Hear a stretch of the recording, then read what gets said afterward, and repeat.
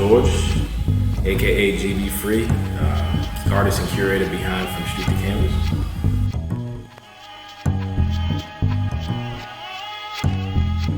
From Boston, originally from Dorchester, grew up along the line of where Dorchester meets Mattapan. But I got a lot of friends and family in Dorchester, Rochester, Mattapan. Spent a lot of time growing up kind of all over. My dad was even in the South End and Lower Roxbury as well, so spent a lot of time down that way too.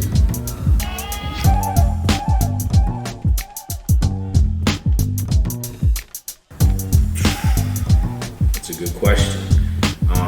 Probably, let's say fresh out the womb. I know what's funny is that, I'm the youngest of three, only boy, single mom, kind of typical inner city story, but I was wild. I was all over the place, and my mom's West Indian, so she, lay that belt into you. So it's either you learn or you kind of move forward from that. But she would always just be like, hey, here's some pen, here's some paper, throw on some cartoons, stop tearing up the house, have at it. And then it was like, after, a lot of times sitting in front of TV, seeing cartoons that I like, trying to draw on it, mimic it. By the time I got to like kindergarten and first grade, it really looked like the things that were on TV. So I'd say that's probably kind of like my start.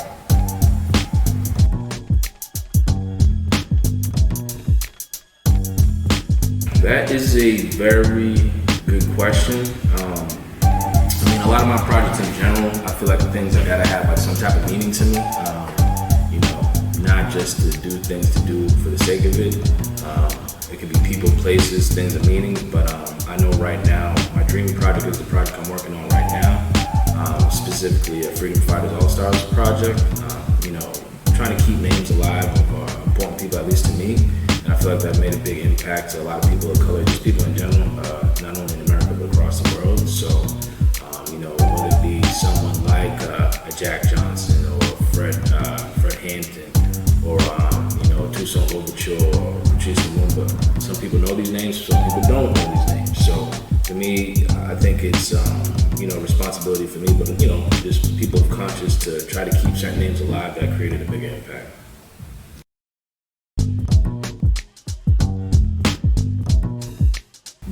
Yeah, I'd probably say two.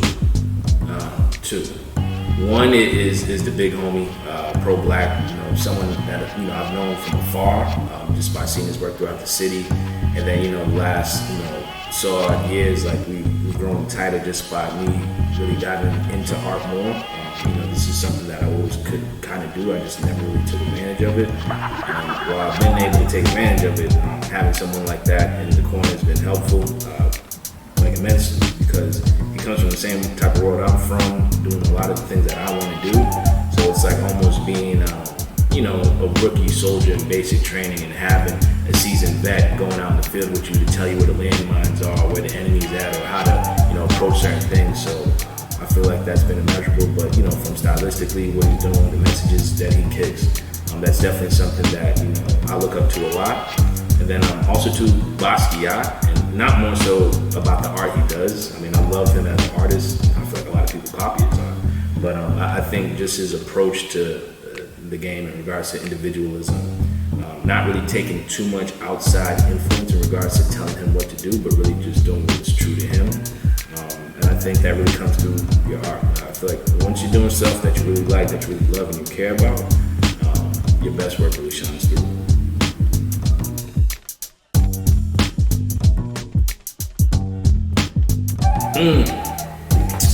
That's a good question. What do I call my style? I think my style is definitely harkens back to, the time I grew up, 80s, 90s, just when hip hop, graffiti was very raw, it was out there, people getting in and out, whether it be one color, multiple colors, but it's really just showing whether it be a specific person, place, or time, in that essence in an exaggerated format. But then also too, it's like there's no trying to figure out what it is. You know what it is as soon as you look at that painting. So I want people to look at my work, see it, and know what it is. And then I've kind of stripped down what I used to do, like adding a ton of colors, to just be basic, bare bones, like raw form art, graffiti of a particular type of subject of that.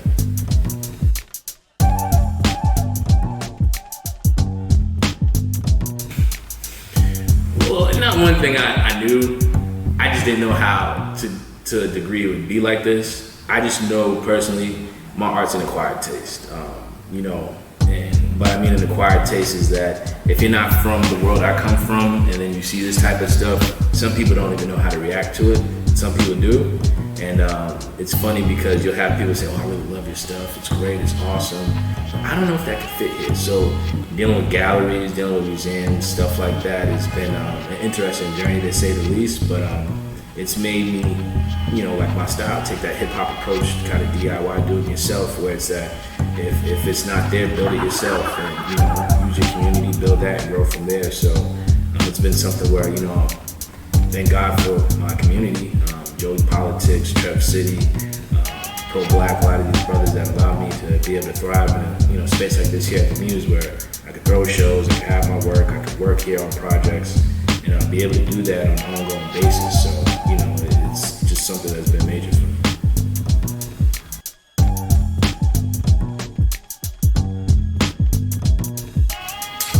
I think this advice I'd have to aspiring artists is really being you.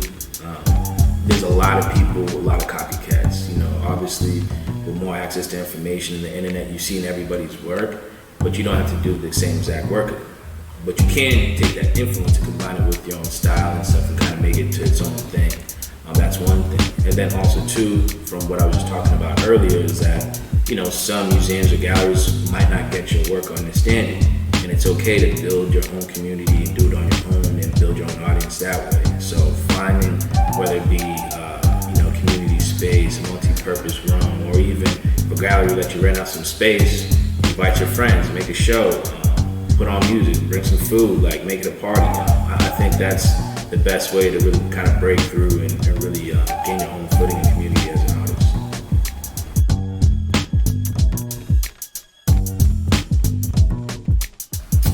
I would think it's probably my first show because, moving back to Boston full time during the pandemic, pretty much just decorating my apartment, with, a lot of these pictures and whatnot that you see around.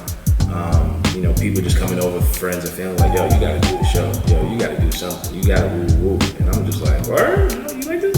Like, yeah, man. So it was something where I wasn't comfortable coming out of my comfort zone, whether it be the home or, friends that knew me and my work. And that encouragement was big because by the time I really talked to Joey, Trev, Black about setting this up and doing the show, they're like, yo, you got more than enough work to have a great show. And it was really just trying to dwindle down what do I want to show. And then also too, as I set it up, got things together, seeing it, how it came together, I was just like, well, people like it.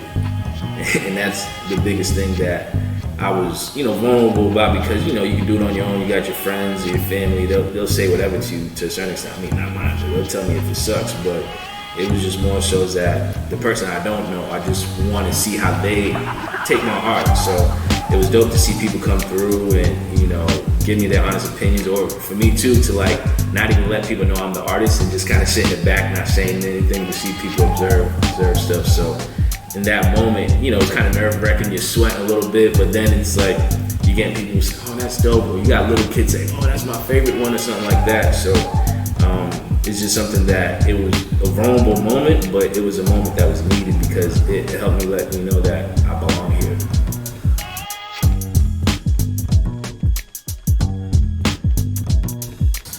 Self-doubt, I mean, the way I look at it, we're all worst enemies to a certain extent.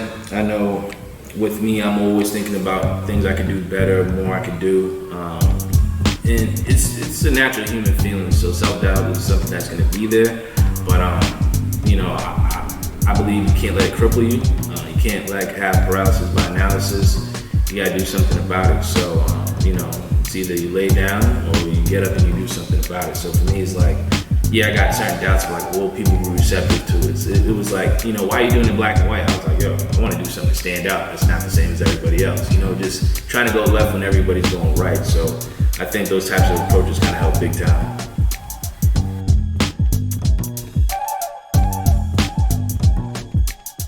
Failure. I mean, failure is a part of life, but the way I look at it, and I kind of had to learn this a little bit later, not later, but after you get out of high school, college, and whatnot. It's all learning lessons. You're not going to win everything. Nobody's undefeated through life and whatnot. You're going to have ups and downs. Success isn't linear. There's dips and valleys and whatnot. So that's been my approach. I know, I've seen worse. You lose friends, family, things like that. Hard times. And my thing is also like, I've seen worse. It ain't gonna kill me. As long as you're alive, you got a fighting chance. So for me, is that kind of don't let those things take over. Obviously, it's human nature. You deal with it in a moment, but you gotta overcome. You gotta fight through it. And some people may take longer than others, but as long as you're trying to make a path forward, that's the best way to go about it.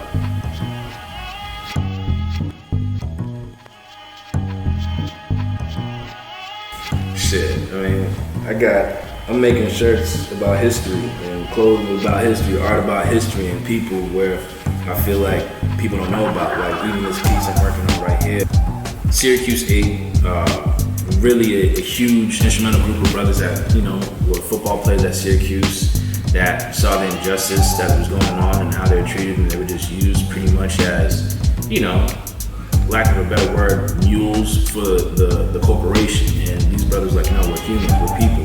There's more for us to do. And they fought for diversity, equity, and inclusion, and for just basic rights for athletes that's reverberated across collegiate sports, but not only collegiate sports, all the sports, and then also two things that have dripped into life. So, being able to do pieces on brothers like this, Alif Muhammad, doing pieces on, Patrice Lumumba, or, Montgomery bus boycott, or, this shirt right here is about LA riots. I remember this, I was 6 years old. This stuff was vividly seeing it on CNN as a kid growing up. So these stories, the music you hear in the streets, the people, all this stuff means a lot to me. And this is stuff I want to keep alive, and particularly Black inner city culture. I feel like in a way it's getting diluted, and we're also too losing our roots. So me almost bringing it back to basics, stripping down the colors, getting straight to the store and the people is something I feel like we need more so than ever. So I feel like that's what my style is, and that's what I represent.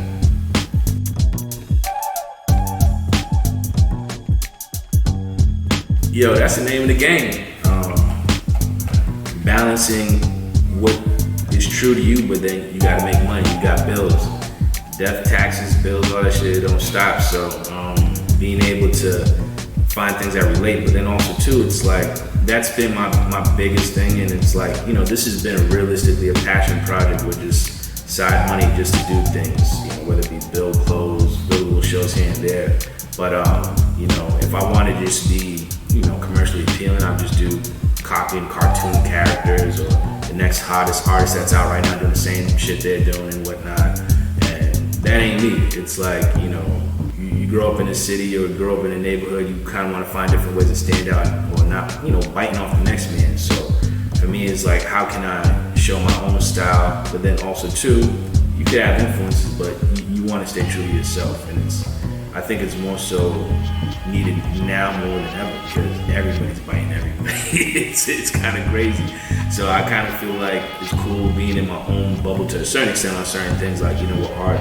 Obviously, I go out in the world, I go to museums, I look at the other brothers that are in the collective with me, I learn from them, but, it's realistically trying to be myself 110%, 24/7, 365.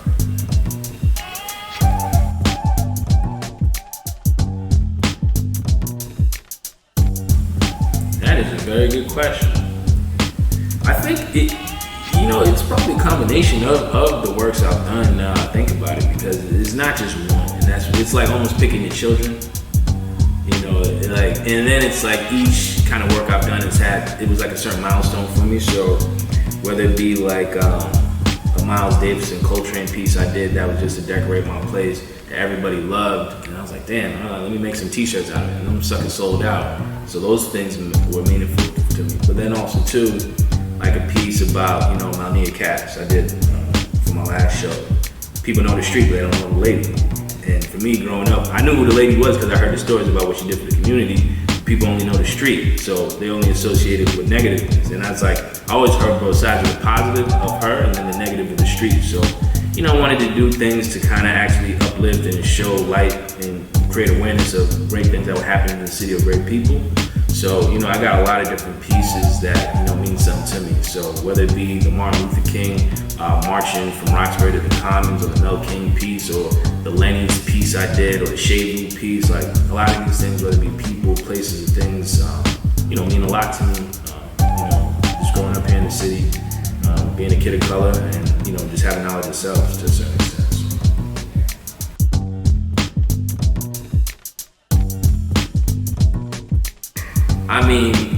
And this is, I feel like this is something that's actually relative to not just art or even myself, but like anybody that's putting out content or doing things, or, has a talent out there, it is realistically just being true to yourself.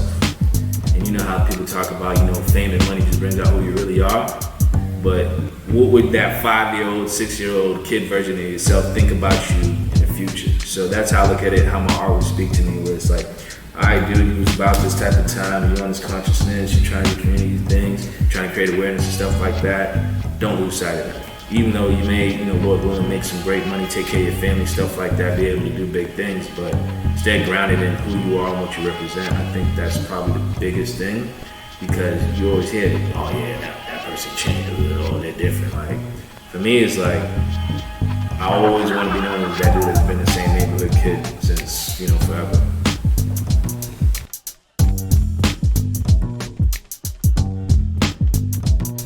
Oh yeah, actually yeah, like shoot, every time I go in the Museum of Fine Arts, any of these galleries in the South End, or shoot, even in other cities and stuff, you don't see black people in it, on the wall. You see them working it. You know what I mean? They're to help and stuff like that. So I think it's a conscious effort by myself to tell our stories. I don't like making safe art and things like that. Art is meant to push the boundaries, to create conversations. It's not just supposed to sit in one place and just like, oh, look at that background piece of art. Like, no, it's supposed to be a conversation starter, complement the room, or bring things out. So that's, a lot of them about, I don't know if I'm answering the question right, but follow your heart. Follow my heart, yeah, that's how I feel. I just feel like just going forward, I want to be able to create something that, hasn't been done in a while. A lot of people aren't necessarily saying doing pop-ups, doing give backs, doing little pop-up capsules here and there in the city that I know of. And for me, it's taking this formula, showing other people how they can do it with their own type of art, or whatever craft that they have, and taking it from there. So for me, it's just a piece of the puzzle. I got a great team behind me. I'm always learning every day. I'm trying to do more. I'm trying to grow. And I'm trying to make this the main thing. So, we on our way.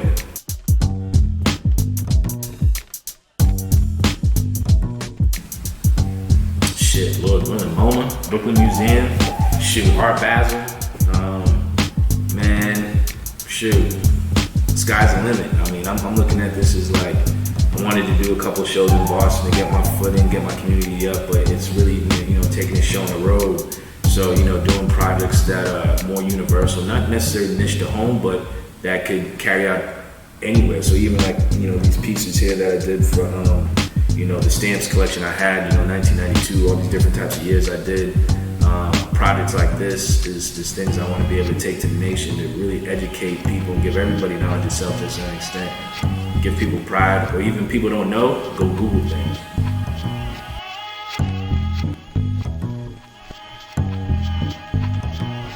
I will cut it out if I think it's bullshit. I'm inspired by Angie because I've had 2 people tell me she's someone you need to connect with in the art world.